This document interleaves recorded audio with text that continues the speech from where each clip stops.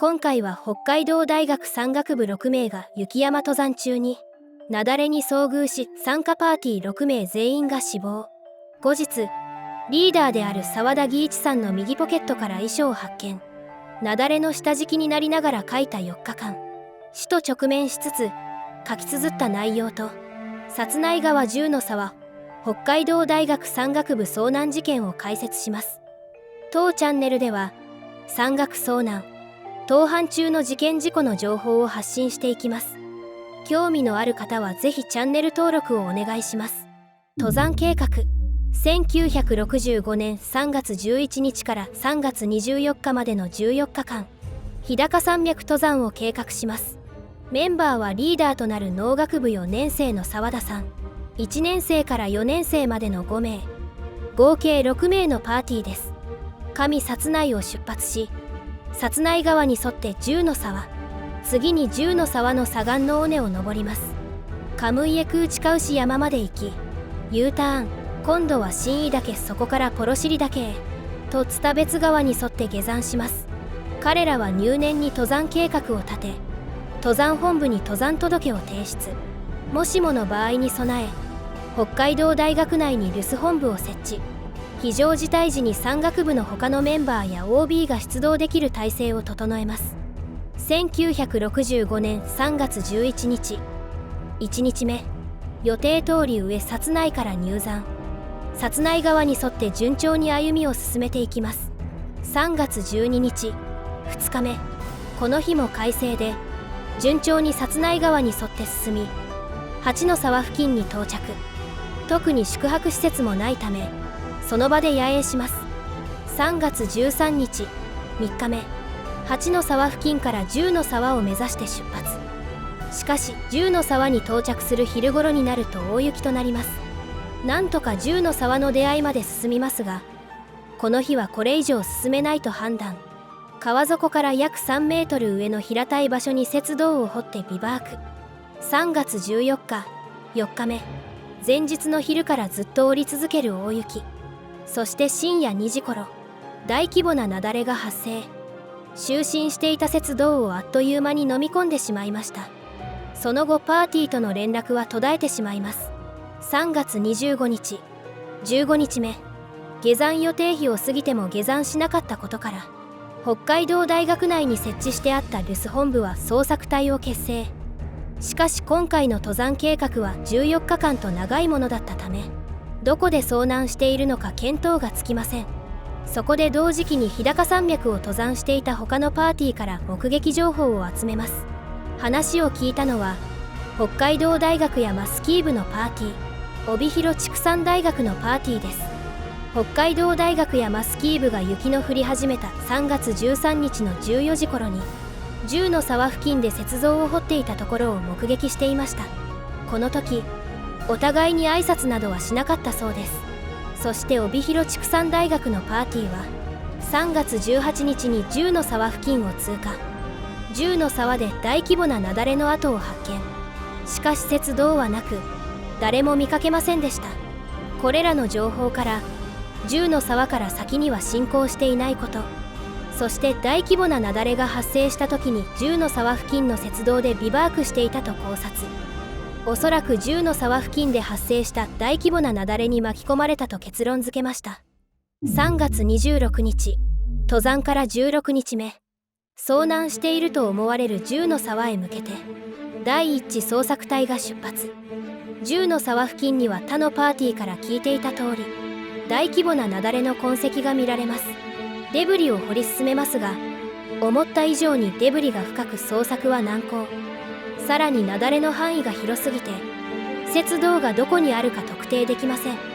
再び雪崩が起こり二次遭難の可能性もあるため、捜索は4月1日をもって一旦打ち切られます。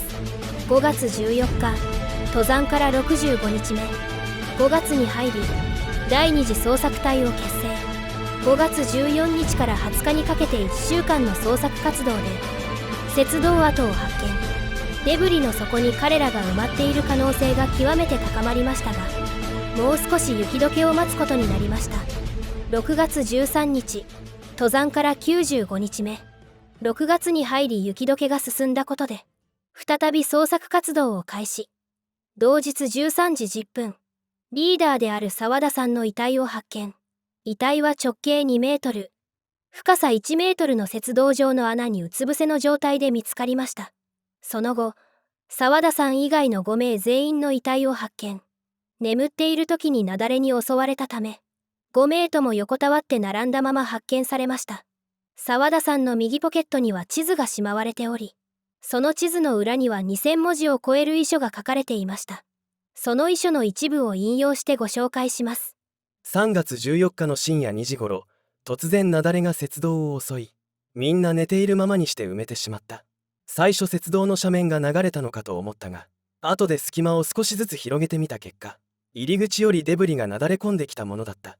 みんなは最初の一瞬で死んだようだったが、私は幸いにして口の周りに空間があったの次第に広げて、ついに中で横穴を2メートル近く掘って脱出しようとしたが、外はデブリで埋まっているためか、一向に明るくならず、ついに死を覚悟する。ただいま14日13時10分。しかしなんとか外に出たいものだが、今期負けしてしまった。一休みしてから考えよう。お母さんお父さんごめんなさい。一足先に行かしてもらうだけです。きっと何かに生まれ変わってくるはずです。僕はその時お母さんお父さんを見守っているはずです。土田のおばさんすいません。心配が本当になってしまいました。でも許してくださいね。田中さん、酒井くん、松井くん、中川くん、橋本くん、ごめんなさい。取り返しのつかぬ失敗をしてしまって。皆さんのお母さんごめんなさい。ついにやってきたのです。きっと天から皆さんを見守っているつもりです。せめてできることはそのくらいです。早く安らかに眠りたいものです。どうせ死ぬのなら僕一人だけです。14日13時20分尾崎さん別にいいんです。内藤さんアマゾンはどうでした？佐藤くん木内くん、友達として心の触れ合う君たちだった。佐藤くんには5000円借金しています。梅内さんだって畑江さんだって小泉くんだって死んでいるじゃないか。ちっとも寂しくないはずだ。杉山さんご指導ありがとうございました。ルームの皆さんさようなら。松田くん、大谷くん、すいませんが後始末をお願いします。広瀬先生すいません。神山さんを先に行きます。鈴木、清水、浦、山下、田中、井上、林、頑張れ。何がなくたって命だけあればたくさんだ。死を目の前にしてそう感じる。親より早く死ぬのは最大の情けない気持ちだ。松井くんは一人、橋本くんは男一人、僕も男一人で、親の嘆き悲しむ様子が手に取るようにわかる。3月14、15、16、17日と寝たり掘ったりする。日付は時計の針でのみ計算する。ナタが手に入った。懐中電灯が2個、スペアの電池が1個、非常食が2人分。掘っても掘っても明るさが出てこないので、がっくりしている。精は 10% ぐらいだろう。17日朝8時お母さん本当にごめんなさい。今まで育ててくれた償いをなさずに先に行ってしまうなんて。今は比較的落ち着いています。仲間がみんなそばで眠っているせいでしょう。あと1週間くらいなら、このまま寝て待っていられるのだが、25日頃騒ぎ出して捜索隊がここに着くのは、早くても29日、そしてここが見つかるかどうかも疑問だ。13日にここで会った山スキー部のパーティーが、一緒に来てくれれば分かりやすいのだが、あの時挨拶しておけばよかった。向こうのパーティーも知らんぷりしていってしまった。よしえ、たまよ、先に死んでしまってごめんよ。お母さん、お父さんはこれからお年寄りになっていくんだから、二人仲良くしてお兄ちゃんの分もよく面倒見てあげてください。あきこ、お母さん、お父さんのことよろしく。お母さん、今死んでしまうなんて残念だ。せっかく背広も作ったのにもうダメだ。暗く冷たい雪像の中で澤田さんが書いた遺書は、インクが雪でところどころにじんでいました。また、書籍、雪の遺書の中では、澤田さんの母親である結城さんのメッセージも掲載されています。そのメッセージの一部を引用してご紹介します。私たちのたった一人の男の子を情け容赦もなく奪い去ってしまった雪崩。大自然の暴力をどんなに恨んでも恨みきれませんが、今更何と言っても取り返しはつきません。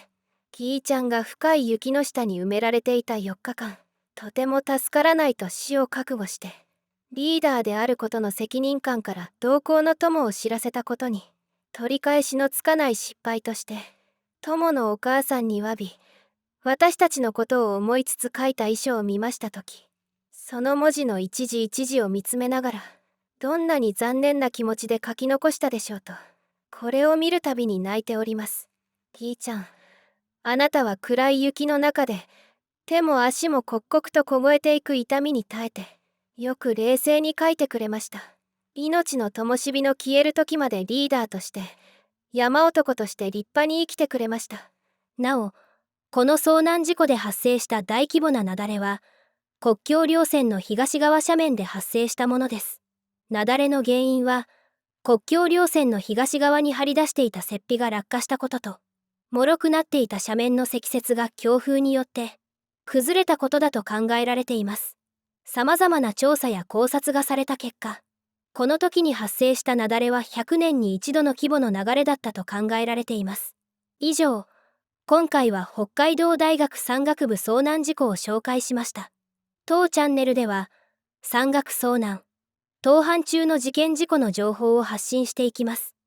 興味のある方はぜひチャンネル登録をお願いします。